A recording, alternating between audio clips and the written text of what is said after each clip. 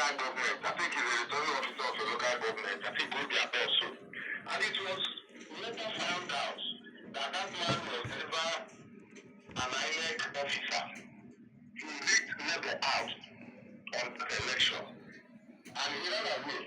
INEC said it that they did not know that man. The man was being given to INEC by the then administration of Yusuf Wike.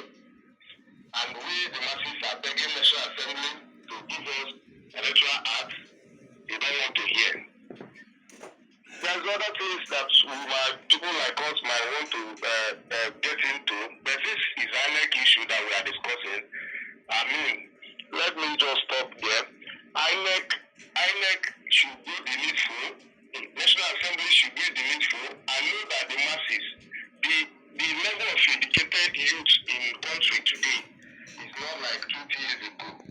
Yes, the day shall come, and they will not see their mouths, or even their necks, even their family, that they will use to run away from the country or bring the masses. Okay, tell us your name again. Hello.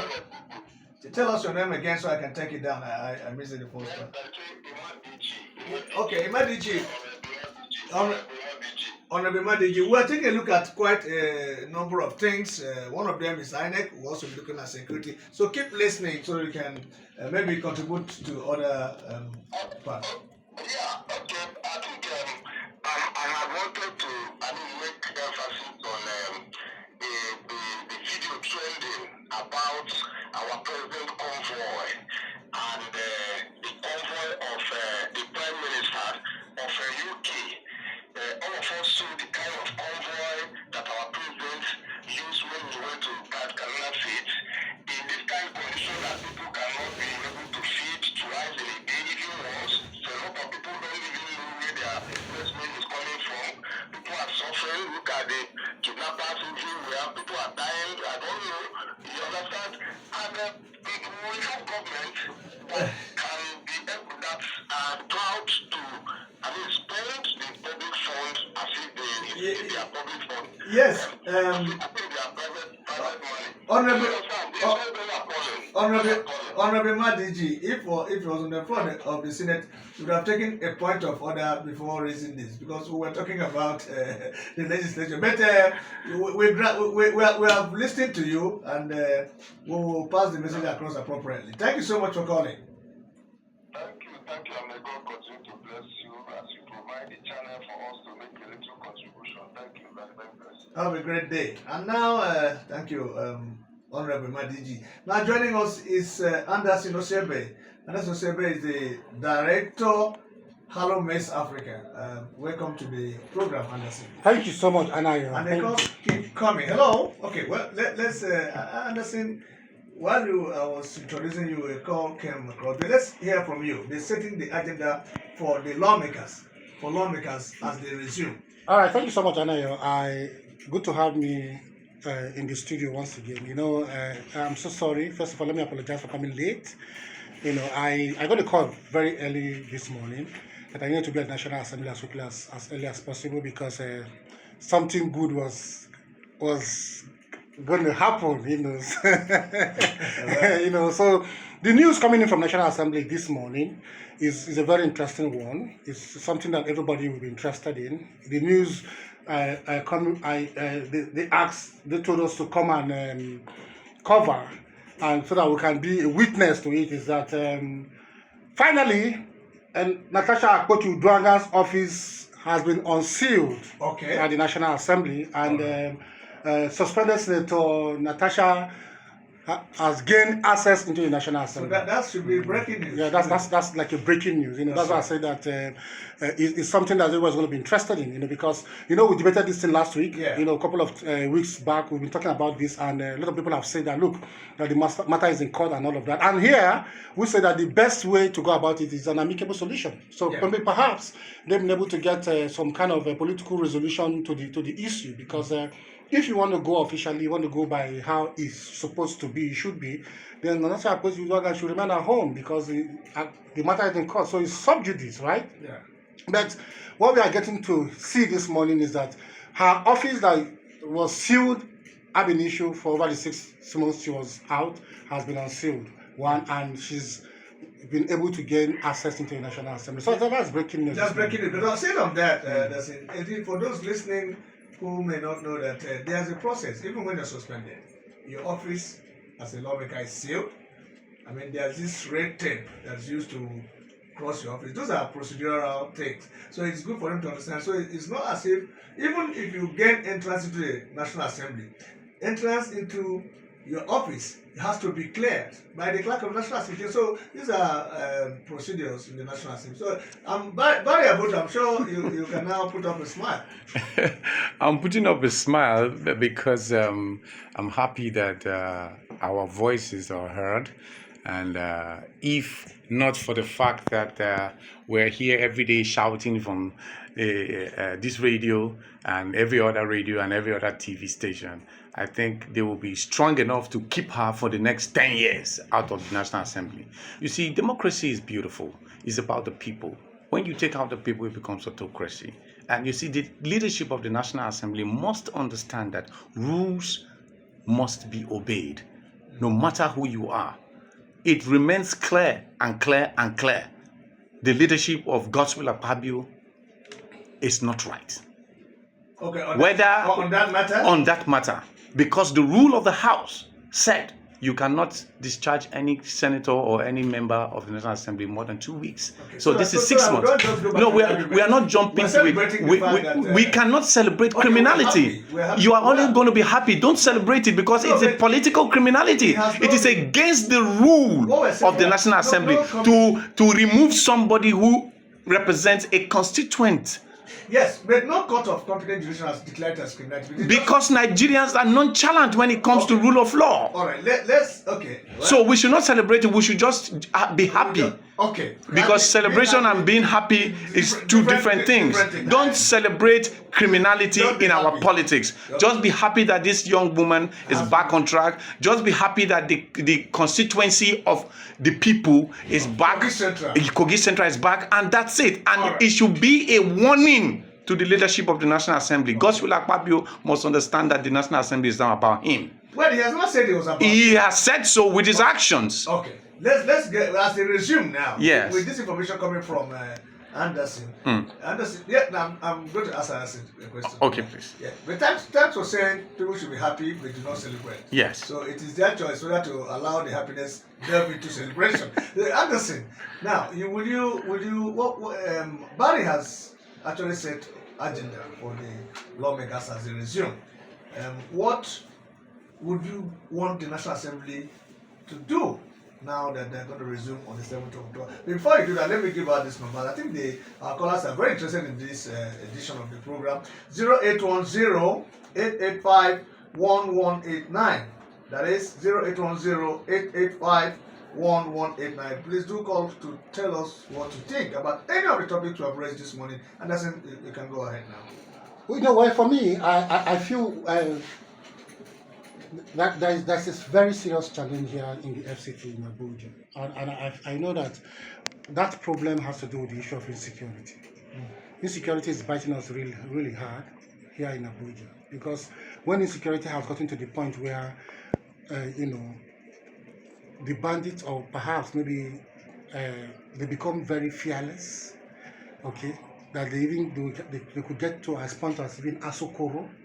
City center, half of the city. Yes, they could get to your home. They could get to as far as even coming to the heart of Karu to kidnap people. All right, at Paduma Hill here in Asokoro. Just five minutes from where you were sitting. Yeah, somebody, a security man was killed. 2 ladies were kidnapped, and all of that. So now we begin to ask, where is the intelligence? All right, where's the intelligence? Because these guys they are getting daring every day. I mean, it will get to a point in time here in Abuja where they'll come even to your bedroom. That's if they've not. They've not even started it. So I think that's where I have a problem. That's why I say that as the Parliament resumes, they're supposed to resume today. In fact, we got their postponement very late. Yeah, very late. Early this morning. Early this morning. Was when they said, I don't really know why they had to send it this morning, because a lot of us were already ready to resume work, to begin to ask the questions, relevant questions, and all of that. You know, because look, Nigerians live in fear. Okay. Most especially people of the FCT, they live in fear. Now, Let me tell you, okay. I have a friend of mine who is the security personnel. Do you know what this person told me yesterday? He said, look, I live in Lugbe, and once it's 8 o'clock, I want to get to my house before 8 o'clock because the situation is critical. A security personnel that it is paid to protect you and I. You know, so it's appalling. In fact, look, let me tell you, it's unacceptable.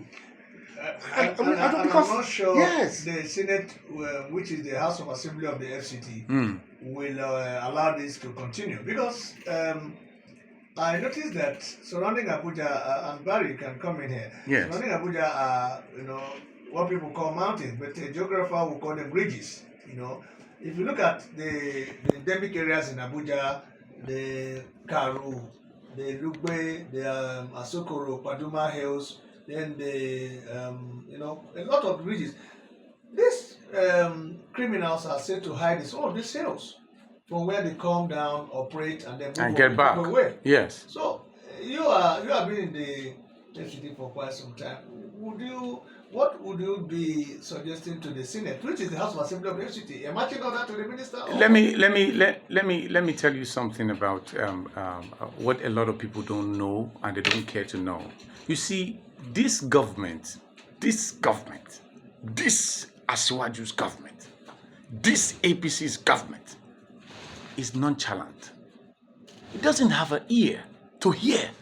So listen. Your government have been better. Labour Party, right? Yes, we could have been better. That's understandable. But see, let me tell you something. But you see, it's not about the party. That's right. It's about the person in question. Yes, Wike has been carried over with the euphoria of politics, of election, rigging. He has forgotten his duty as the minister. You think so? Yes. They're employing drones now. Let me tell you something that you don't know. These guys are not interested in securing the lives and properties of Nigerians. How can you say that a whole FCT, almost 60% of those people who drive are one chance? This is pathetic. This is painful. It is by the grace of God you leave your house in the morning without your car. Even the chartered taxis are risk. You dare not enter a taxi in Nigeria in the FCT in the night. It's a big risk for you. What kind of minister is that? Look at the bad situation of roads. Before Anderson came in, I was talking about the honorable member in charge of Karo local government. What is he doing? What is his oversight? You don't know that bad road can provide insecurity? Because when you drive to the bad spot, that's when they raid you. When you're coming home late at night, you are in danger. The FCT minister to please focus on securing the lives of the people living in the FCT. Before he became minister, the FCT is not as bad as this. We should fix the security of this city once and for all. Abuja is easy to secure. How many routes do we have in and out? One from the Dede side, Gwagwalada, Nyanya Karo, and the Buhari side. It's easy to save Abuja people. If Abuja is not safe, do you know what it means for other states? Look at what's happening in Kaduna, Zamfara, Katsina. It's the spoil of all these states that is spoiling into Abuja. I don't know why the Nigerian security forces will not focus on doing the right thing at the right time. The police is busy, more interested in stopping people who carry their cars with tinted glasses for them to collect money. They are more interested in making sure that they want to search everybody in every car because they're looking for a Yahoo boy to exploit. Come on. It's time for governance. Ahmed Bola Tinubu, President of Nigeria. If you cannot secure Abuja, you can't secure Nigeria. So we are calling on the president to work into this. It is not even the issue of the National Assembly. It is the issue of the president. That is the number one duty of the president. Because he said he saw on the day he became president that he would protect the lives of the Nigerian citizen. Okay. And we are calling on this president to please stop playing politics with the life of the Nigerian people. All right, Anderson, the Barry has spoken his mind. Now, Anderson, I also share your fears because as a resident of the of Abuja, I know that very close to where I stay, an entire church, half of an entire church, or let me say, not a big church, quite a number of people in the church, right in the heart of the city, were kidnapped one Friday evening. And I'm talking about the heart of the city. The city. Now, Kobe is just about 5 minutes drive from where we are. There was also robbery case there Monday last week. And as you mentioned, Paduma, where even before now, we heard that policemen were exchanging fire with robbers. In the FCT. Yes, and they're talking about, this is not about the minister now. I'm talking about that we're already up there in insecurity. Policemen were reportedly exchanging fire with gunmen, and the automatic fire versus automatic fire. So, I mean, all we can do as residents is to say, look, please, someone should come in and help us. I mean, it's not too much to ask. And that's it. Do you think there's an end to it? If yes, what can we do? You spoke to a security personnel who sleeps before 8 so as to run away from insecurity. I'm sure he must have also said some other things that could help our security agents do something. And let me even tell you, for me, I don't even think it's about even. Let me tell you, have you even noticed the car theft, the level of car theft in Abuja? No, have you noticed the level of car theft in Abuja? Like, you're not even sure. You can't even take your car out and be sure that you're going to come back with it. A friend of mine lost her car for yesterday. All right? In Kubwa, in a church, the woman just parked her car, her Sienna, before she could come back. And the man has not been captured. Up to today, the Sienna is gone. Clear face. Let me tell you, Anayo, in Karo, where I live, in one day, last week Sunday, they stole 4 cars in the church. Okay? So, you see, one chance everywhere. Everywhere. You hear, even one chance, even in the center of Wuse too. Wuse too. There was one that happened was it one Friday morning like that? Early morning Friday, they said, see one chance. They neutralized the 3 of them and all of that. So, what is biting us as residents of Abuja is insecurity. So what should we can manage every other thing. Should there be emotions? I mean, should there be emotion? I feel that the governor of the FCT is the minister. Is the minister. Is Yom Somwike. Yes. So now that I'm angry that this National Assembly is not resuming today. Okay, because we were thinking that we are going to start work as quickly as possible today. Because I submitted a letter yesterday to the Senate President and Speaker on the issue of passport increment. I'm also going to submit one today on the issue of insecurity in Abuja, so that they can summon the minister of the FCT. Let him come and tell us what's actually going on, that people cannot no longer sleep with their 2 eyes closed. So you see, it's a problem. So that's why, honestly speaking, I'm telling you that it has deteriorated so badly that nightlife in Abuja is almost going to be forgotten and closed. So until something is done as quickly as possible, honestly speaking, we are in a deep problem in the city of FCT. All right, to our listener, please do call 0810-885-1189. That is 0810-885-1189 or 0902-789-7967. That is 0902-789-7967. You'll be joining by Avotu, the Deputy National Youth Leader of Labour Party, and Anderson Osebe, Director of Hello Miss Africa, and myself here in the studio to make your contributions on setting the agenda for the legislature as they resume. Now we're really diving into the case of Abuja and insecurity. And I think that's overwhelming enough to concentrate on, because this is where the head of government stays, and this is where we all stay to do. This is where everything is. This is where That's everybody right. stays. Ministers,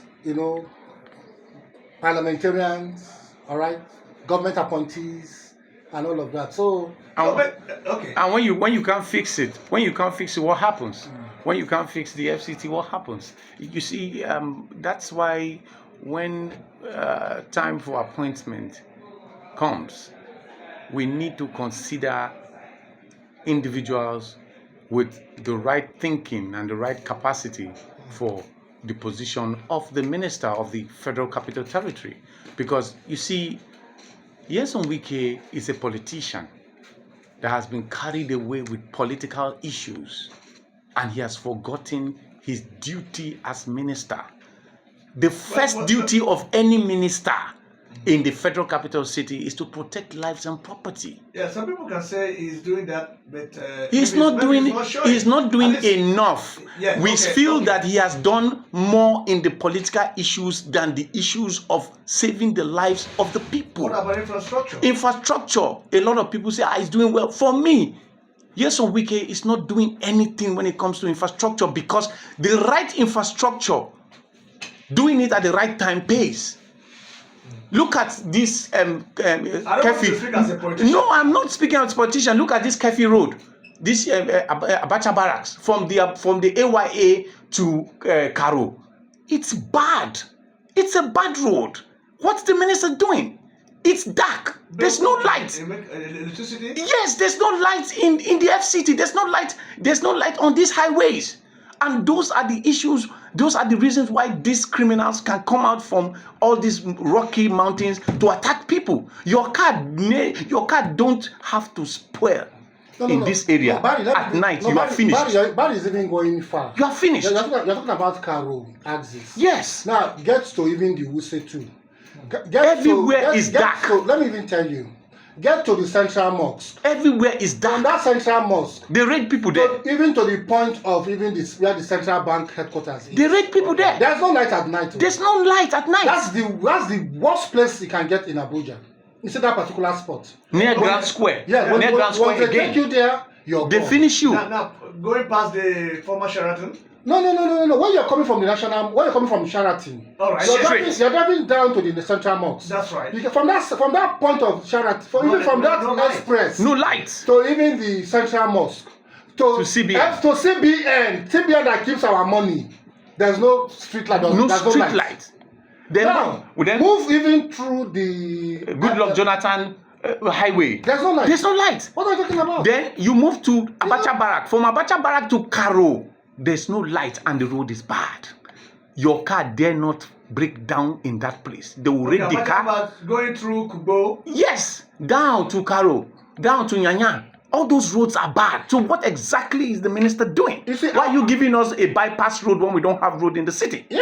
Why are you removing the roads that are there? That's why I'm very angry that these guys are not sitting and are not resuming today. Because I was going to engage the FCT senator, that's Senator Ireti Kingibe, engage also the man who is representing Who is a member of the Labour Party like... who's Ireti Kingibe. member? No, Ireti Kingibe is no more a Labour Party where? member. She's now an ADC member. Or where? Yeah, she's no more a Labour Party member. Any real Labour Party member would not do that. I wanted to engage them one-on-one. All right? I said I was going to engage them one-on-one. Yeah. I have my pen and my letterhead is my power. Everybody has got his power. That's where I derive my powers from. All right? I've written them a letter and want to know what exactly are they even doing. What is the FCT man? We talked about the minister. What is the senator doing? What is the man, the House of Rep member representing Amak Bari? What is he Christopher doing? Makalamu. And all of that. So they have a lot of. I think we need to even bring them to the studio. Let them even come and give us their scorecard. Let Nigerians, let residents of FCT judge them. Let's even know the project they've been able to attract and all of that. Because if they are not working in tandem with the Minister of FCT, then I don't know what they are doing. Anderson, one thing. That's a challenge. That's the challenge. Anderson, one thing I want to tell you. I want you to focus on the honorable member of Karo local government, Honorable Gaza. What has he done? How will you go and put billboards all over Karo, City College Road, that you have done a road and the road is not done, nothing on site? I can prove this. It is wrong. What is your oversight function? And you come back and you want to be re-elected? It is wrong. You need to do the needful. The needful is to fix the roads. If you don't want insecurity, fix the roads, because insecurity thrives when there is bad roads. Honorable Gaza, fix the roads. It's time for you to do it. As we begin to wrap up on this edition of the show, I still want us to go back to the fact that we need to set agenda for our lawmakers who voted them into the places of. Is that that they're assessing so? Yeah, we are. We need to. Yeah, you talk about setting the agenda and then even calling out people when. Yes, you have to call them out. In Nigeria, a lot of people say, "Why are you calling his name? Who is he? No, who voted for him to become honorable member? Is he not Nigerians?" Maybe when they're looking at you using a parliamentary approach to the calling. No. Okay. No. See, you see, it is interesting that we know the people who are the players. Like you see, I'm not afraid to call Honorable Gaza out. He has to come and fix the City College Road, because City College is like a suburb border city to the federal capital city. Most of the people who work, the workforce of the FCT, they live around this axis in Karo. So his job is, his oversight function should be the fixing of that road. My anger is, if you go to that bad road, you will see his posters, his billboard there that he has done the job, the road, and they are thanking him. So who are those people who did that thank you, and who are those people who are supposed to be in charge of the road? We will not stop calling out this Honorable Gaza until he fixes the road. I can tell you it is your right to thank. You cannot thank a man for something he has not done. That's what we are saying. Okay, Anderson, your call to action, you have done. That's what we've been doing, like you said. National Assembly will now resume on the 7th of October, and Barry has talked about oversighting, has talked about the constitutional amendment that's coming, talked about the budget 2026 that's being expected. So what further thing do you want to add to the list? Well, I think Barry has literally said everything. You know, those are the major things that are bothering us as the people. Yes. You know. So what that was even bothering me was even the Natasha issue, but I think it's solved. I think it's solved already. From the look of things, yeah, from the look of things, I think it's solved already. So, well, insecurity, budgeting, and I'm aware that the both chambers met of appropriation committee and said they should move some items in the 2025 to 2026, because whether I like it or not, they're still in 2024. They've not even started 2025 budget. So when are they going to start? So why don't you all move everything? I concur with them on that. Yeah. Okay, so now roll it over, so that at least 2026 people will have a lot to do. But my challenge is that even the contractors are complaining, they're not paying them. But why are you not paying contractors? No, why is this government not paying to contractors? No. I want to know why they're not paying contractors. Because the last time the contractors they've gone on protest like twice or thrice. They are not paying them. They are not paying them because they are putting the payment in a fixed deposit. That's another way of criminality. So that's another challenge. That's another way of criminality. These people who are doing the contract for you. That's why everything is failed. Let me tell you, there are a lot of jobs flying here left, right, and center. For sale. But they've refused to do, because the ones they've done, they've not paid them. So this government should pay contractors so that they can continue, so that money can flow, so that people can go back to site, business can flow, and because it will trickle down. When you pay them, it trickles down to even to the laborer, right? If you don't pay the contractor, the laborer is not going to get paid. Laborer cannot pay mama put that serves him food at the site and all of that. So you see, those are the things. So as they resume, a lot of things to look into. Yeah. And I'm happy that at least the settlement between the Senate and Natasha, I think we are beginning to see the light of the day. Okay, other things, which is my own, is insecurity. Every other thing can go for me, but it's insecurity that I come out. I'm not sure my family will go out, I'll have my hand on my Your praying head. to God and say, God, let this woman come back safely. And In your all. own country. It's not nice. Okay. It's not nice. In the FCT that is hosting the president, vice president, senate president, speaker, ministers, members of the Senate, members of the House of Reps, federal government appointees, Diplomats. and diplomats, and all of that, and we are experiencing this. No. It's unacceptable. All right. Unacceptable. Barry Avotu. Yes. As we wrap up, I think I will just end by saying it's time for the National Assembly to do the needful, and the needful is to do it right. I think every country that has a stable political capacity for, let's say, a stable politics brings stability in economy. And a stable economy brings good governance, quality leadership, and the respect for the rule of law. This National Assembly must prove that they are ready to do the needful. And the needful remains the review of the Electoral Act. And number one on the agenda must be that the president should never appoint the INEC chairman. Let the position of the INEC chairman be thrown open to all Nigerians with the recommendation of the person's CV. If you know you are qualified to lead Nigeria, to lead INEC, and to provide good governance and respect for the rule of law, you apply. Let Nigerians be free to apply. Let the president remain comatose on the issues of the appointment of the INEC national chairman. And from there, every other law will start sitting well. All right.